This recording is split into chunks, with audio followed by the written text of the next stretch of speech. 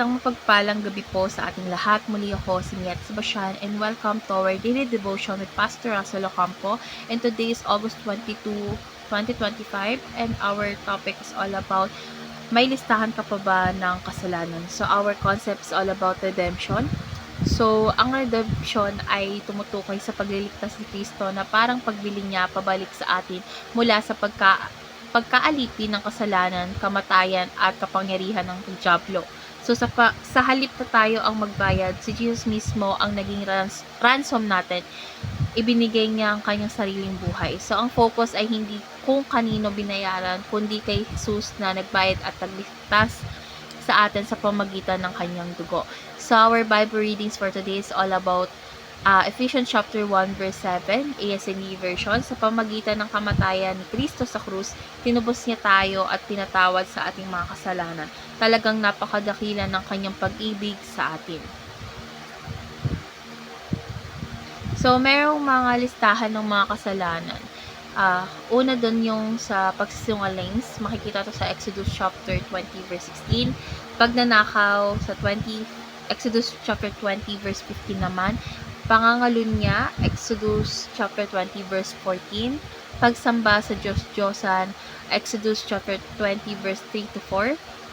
And galit at puot, Ephesians chapter 4 verse 31. Paninira ng kapwa sa Santiago chapter 4 verse 11. Kayabangan sa Kawikaan 16:18. Pagkainggit, Santiago 3:16. Katamaran, Kawikaan 19:15. And syempre yung paglalaseng sa Ephesians chapter 5 verse 18. So, dadako na tayo sa ating teaching. So, yung first teaching is redemption summarized the entire Bible. So, syempre mula sa Genesis hanggang Revelation, iisang kwento lamang ang plano ng Diyos na iligtas ang tao. So, ang redemption ay ang puso ng lahat ng kwento sa Biblia. Second, redemption shows the beauty of the cross.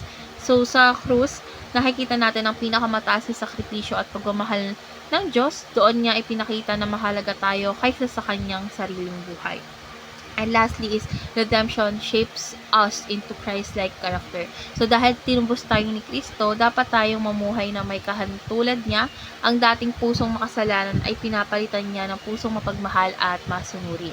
So, dadako na tayo sa ating application. So, yung first application is experience God's redemption. So, dapat natin tanggapin at maniwala kay Jesus bilang ating tagapagligtas. Ito ang unang hakbang para tunay na makalaya tayo sa kasalanan.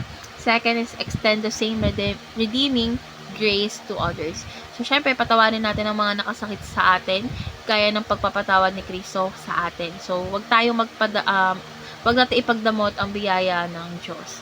And lastly is erase your record book of sin. So, syempre, humingi tayo ng tawad araw-araw at talikuran ng mga kasalanan. Syempre, tandaan natin na kay Jesus Christ lamang burado ang lahat ng ating pagkakamali. So, ngayon na tayo sa ating last part sa our discussion. Our discussion talks about how you erase your record book of sin. If not, what step will you take today? Para sa akin kasi, ang pag-erase ng mga kasalanan natin is take times. So, kung hindi pa ngayon ng tamang oras, ang unang step ay aminin na tayo ay makasalanan. Second, syempre is humingi tayo ng kapatawaran sa Diyos sa pamagitan ng panalangin. At ikatlo, syempre, tanggapin si Jesus Christ bilang Panginoon at tagapagligtas natin. So, syempre, yung pagtanggap ng kanyang kaligtasan ay parang pagbura na rin ng lahat ng lumang tala ng kasalanan at pagbibigay ng panibagong malinis na simula. So, natutunan ko sa devotion na ito na si Jesus ang tunay na nagbabayad ng ating mga kasalanan at wala tayong magagawa para iligtas ang ating sarili. So, dapat nating pahalagahan ng kanyang sakripisyo sa pamagitan ng pamumuhay na malinis, pagpapatawad at pag-ibig sa kapwa. Syempre, sa araw-araw ispiliin nating maging malaya mula sa kasalanan at maging katulad niya sa ugali at pamumuhay. So, let's pray po. Lord God, maraming salamat po dahil tinubos mo po kami sa aming mga kasalanan. Inaamin po namin na hindi po namin kaya iligtas ang aming mga sarili. Kaya buong puso po namin tinatanggap bilang aming tagapagligtas. Lord God, burahin mo po ang aming mga pagkakamali at tulungan mo kaming mamuhay ng may kabanalan, kapatawaran at pagmamahal. Sa pangalan ni Jesus. Amen.